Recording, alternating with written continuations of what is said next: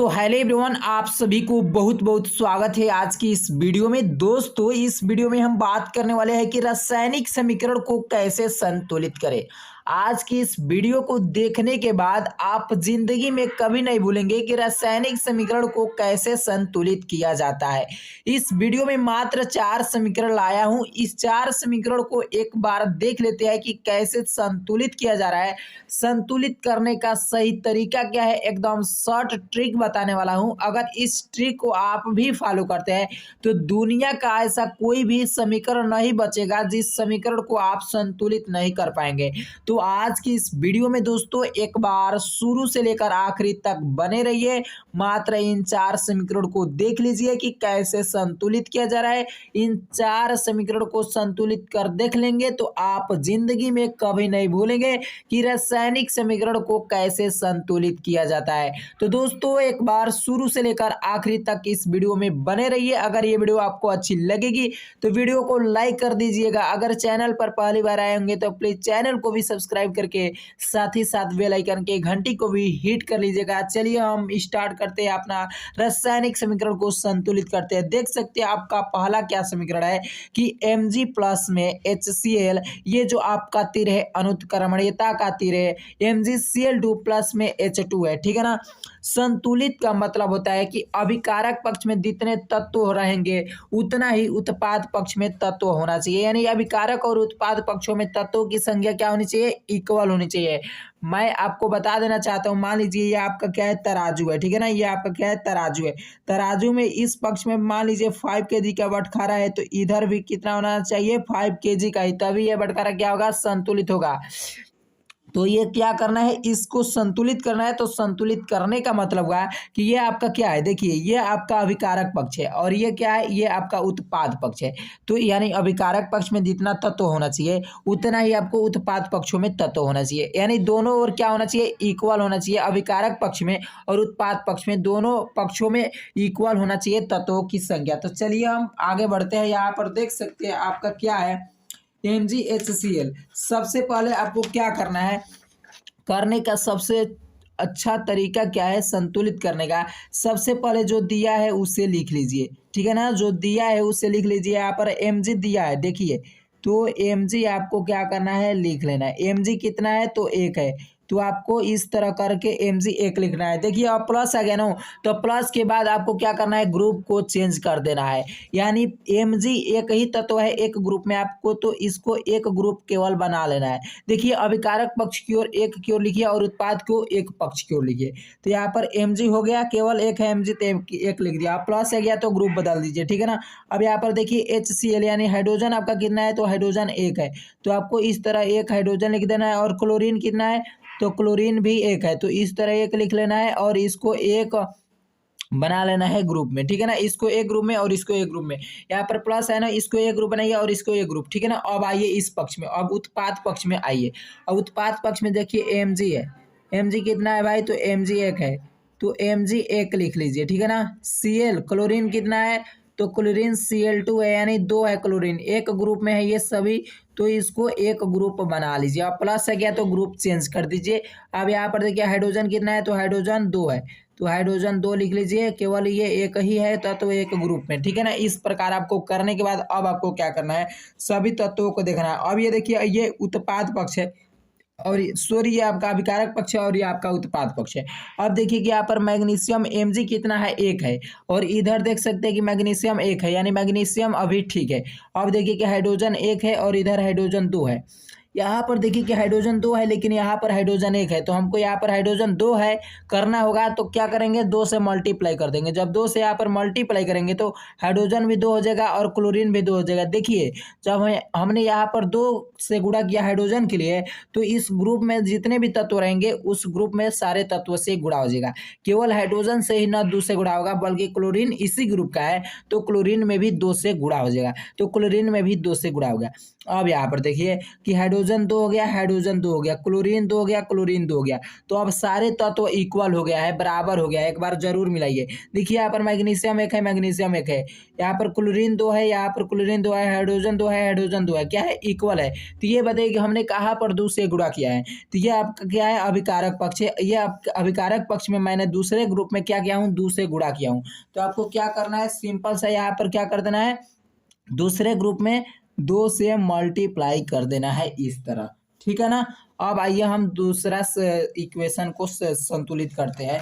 2 number क्या है कि एल क्या है, AlCl3 प्लस में CaOH का ट्वाइस, ये आपका क्या है, AlOH का थ्राइस प्लस में CaCl2 है। अब देखिए मैंने बताया कि जो दिया है उसे सबसे पहले लिखिए। जो दिया है क्या करना है, उसे सबसे पहले लिख लेना है। देखिए यहाँ पर एल्युमिनियम भाई कितना दिया है, तो 1 दिया है तो 1 लीजिए। क्लोरीन कितना दिया है, क्लोरीन 3 दिया है तो क्लोरीन 3 लिख लीजिए। ये एक ग्रुप के तत्व है तो एक ग्रुप बना लीजिए। अब आगे प्लस है क्या तो ग्रुप चेंज। कैल्शियम कितना है, तो कैल्शियम 1 है तो कैल्शियम 1 लिख लीजिए। अब यहाँ पर देखिए OH का ट्वाइस का मतलब यहाँ पर 2 से है। यहाँ पर देखिए हाइड्रोजन कितना है, कुछ नहीं, तो यहाँ पर 1 है। जब 1 में 2 से मल्टीप्लाई करेंगे तो कितना हो जाएगा, 2 हो जाएगा। तो ऑक्सीजन कितना हो जाएगा, 2 हो जाएगा। और हाइड्रोजन यहाँ पर कुछ नहीं तो 1 है, और 1 में 2 से मल्टीप्लाई करेंगे तो कितना हो जाएगा, 2 हो जाएगा। हाइड्रोजन भी 2। ठीक है ना। इसको एक ग्रुप बना लीजिए। अब लिखिए किसको भाई, तो आप उत्पाद पक्ष को भी लिख लीजिए। एल्युमिनियम कितना है, तो एल्युमिनियम 1 है। ऑक्सीजन यहाँ पर कितना हो जाएगा, 3 हो जाएगा। हाइड्रोजन कितना हो जाएगा, हाइड्रोजन 3 हो जाएगा। ठीक है ना। इसको एक ग्रुप बना लीजिए। अब यहाँ पर देखिए कैल्शियम कितना है, तो कैल्शियम 1 है। क्लोरीन कितना है, तो क्लोरीन 2 है। इसको एक ग्रुप बना लीजिए। ठीक है ना। इस प्रकार आपको करने के बाद आप सारे तत्वों के एक बार जरूर मिलाइएगा। ठीक है ना। अब यहाँ पर देखिए कि एल्युमिनियम कितना है, 1 है, और यहाँ पर एल्युमिनियम 1 है। एल्युमिनियम अभी क्या है, ठीक है। एल्युमिनियम अभी क्या है, ठीक है। अब यहाँ पर देखिए कि उसके नीचे क्या है, क्लोरीन। क्लोरीन कितना है भाई, तो क्लोरीन आपका 3 है। यहाँ पर क्लोरीन 3 है। ठीक है ना। यहाँ पर देखिए कि क्लोरीन इधर कितना है, तो यहाँ पर क्लोरीन आप देख सकते हैं 2 है, और यहाँ पर क्लोरीन 3 है। यानी अब गड़बड़ हो जा रहा है। अब देखिए कि यहाँ पर क्लोरीन 3 है यार, यहाँ पर क्लोरीन 2 है। यानी कि हम इसमें 3 से और इसमें 2 से मल्टीप्लाई कर देंगे तो यहाँ पर क्लोरीन 6 हो जाएगा, और यहाँ पर क्लोरीन 6 हो जाएगा। यानी हमको इसमें कितने से गुणा करना होगा, 2 से गुणा करना है। अब 2 से इसमें गुणा किए तो एल्युमिनियम में भी 2 से गुणा हो गया। तो अब यहाँ पर 2 एल्युमिनियम और क्लोरीन कितना हो गया, 6 हो गया। अब आइए इसमें भी हम इसमें 3 से मल्टीप्लाई कर देंगे। जब 3 से इसमें मल्टीप्लाई करेंगे तो कैल्शियम कितना हो जाएगा, 3 हो जाएगा, और ये कितना हो जाएगा, 6 हो जाएगा। ठीक है, इतना हो गया। अब देखिए कि यहाँ पर एल्युमिनियम 2 हो गया, और यहाँ पर एल्युमिनियम 1 ही है। यानी हमको यहाँ पर 2 से मल्टीप्लाई करेंगे। जब 2 से मल्टीप्लाई करेंगे तो एल्युमिनियम 2, ऑक्सीजन 6 और हाइड्रोजन 6 हो गया। ठीक है ना। अब यहाँ पर मिलाइए कि एल्युमिनियम 2, क्लोरीन 6, क्लोरीन 6। ठीक है ना। अब आइए यहाँ पर देखिए, यहाँ पर कैल्शियम 1 है और यहाँ पर कैल्शियम 3 है। यानी 3 से मल्टीप्लाई कर दीजिए। जब 3 से मल्टीप्लाई करेंगे तो कैल्शियम 3, ऑक्सीजन 6, हाइड्रोजन 6। ठीक है ना। तो यहाँ पर देखिए कि ऑक्सीजन 6 हो गया, और यहाँ पर ऑक्सीजन कितना है, 6 है। हाइड्रोजन भी 6 है, और हाइड्रोजन भी 6 है। सारे तत्व क्या हो गए, इक्वल हो गए। मैंने क्या किया, उत्पाद पक्ष में पहले ग्रुप में 2 से और दूसरे ग्रुप में 3 से गुणा किया हूँ। तो यहाँ पर क्या करना है, 2 से यहाँ पर गुणा कर देना है, और 3 से यहाँ पर। अब आइए उत्पाद पक्ष में पहले में 2 से और दूसरे में 3 से। यानी यहाँ पर हमने 2 से मल्टीप्लाई कर देंगे, और यहाँ पर 3 से। ठीक है ना। तो यह आपका समीकरण क्या हो गया, संतुलित हो गया। अब आइए हम बात करते हैं कौन सा, 3 नंबर समीकरण पर। कह रहा है कि KClO3, और यहाँ पर क्या है, KCl प्लस में O2 है। ठीक है ना। अब इसको कैसे बैलेंस करेंगे, देखिए मैंने बताया कि जो दिया है सबसे पहले उसे लिख लीजिए। ठीक है ना। मैंने क्या बताया कि जो दिया है उसे सबसे पहले आपको लिखना है। अब यहाँ पर देखिए पोटेशियम कितना है, तो यहाँ पर लिख लीजिएगा। पोटेशियम कितना है, 1 है, तो पोटेशियम 1 लिख लीजिए। ठीक है ना। अब यहाँ पर क्लोरीन कितना है, तो क्लोरीन भी 1 है, तो 1 लीजिए। ऑक्सीजन कितना है, तो ऑक्सीजन 3 है, तो 3 लिख लीजिए। इसको एक ग्रुप बना लीजिए। ठीक है ना। पोटेशियम क्लोरीन 1 हो गया, पोटेशियम 1 हो गया, ऑक्सीजन 3 हो गया। आप भी इधर आइए।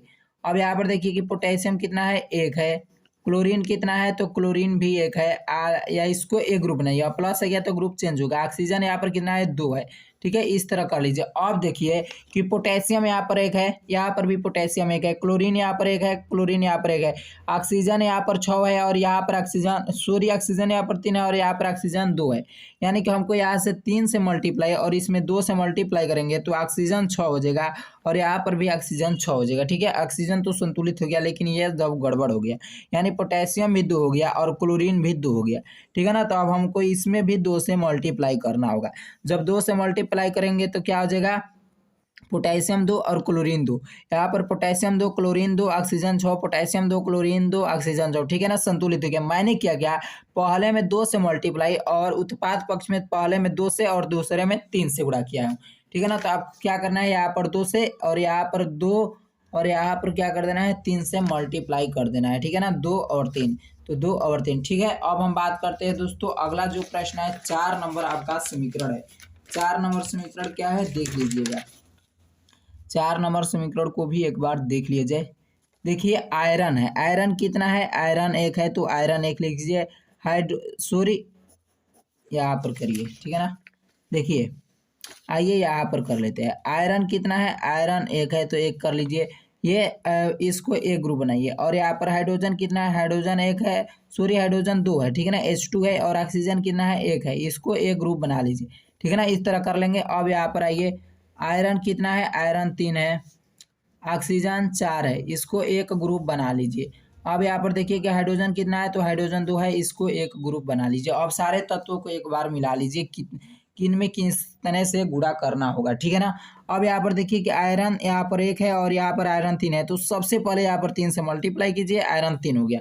ठीक है ना, अब यहाँ पर देखिए कि हाइड्रोजन 2 है और यहाँ पर भी हाइड्रोजन 2 है। ठीक है ना, लेकिन यहाँ पर देख सकते हैं कि ऑक्सीजन 1 है और ऑक्सीजन 4 है, 4 से यहाँ पर मल्टीप्लाई करना होगा। जब 4 से मल्टीप्लाई करेंगे तो हाइड्रोजन 8 और ऑक्सीजन 4, लेकिन यहाँ पर हाइड्रोजन 2 है, यानी 4 से मल्टीप्लाई करेंगे तो यहाँ पर भी क्या हो जाएगा, हाइड्रोजन 8 हो गया। ठीक है ना, अब यहाँ पर देखिए कि हाइड्रोजन यहाँ पर 8, ऑक्सीजन यहाँ पर 4 है, लेकिन यहाँ पर देख सकते हैं आप कि ऑक्सीजन जो है यहाँ पर 4 है, ऑक्सीजन यहाँ पर भी 4 है, हाइड्रोजन 8 है, हाइड्रोजन 8 है, आयरन यहाँ पर 3 है, आयरन यहाँ पर 3 है, यानी सारे तत्व क्या हो गए, इक्वल हो गए। हमने क्या किया, 3 और 4 से गुणा किया था, यहाँ पर 3 से मल्टीप्लाई और यहाँ पर 4 से मल्टीप्लाई, और इसमें दूसरे ग्रुप में 4 से गुणा किया हूँ तो यहाँ पर 4 से मल्टीप्लाई कर देंगे। ठीक है, इस प्रकार यह समीकरण क्या हो गया, संतुलित हो गया। जी हाँ दोस्तों, ऐसे ही समीकरण को संतुलित किया जाता है एकदम आसान तरीका से। दोस्तों अगर इस चैनल को अभी तक सब्सक्राइब नहीं किया है तो प्लीज़ चैनल को सब्सक्राइब करके साथ ही साथ बेल आइकन की घंटी को भी हिट कर लीजिए।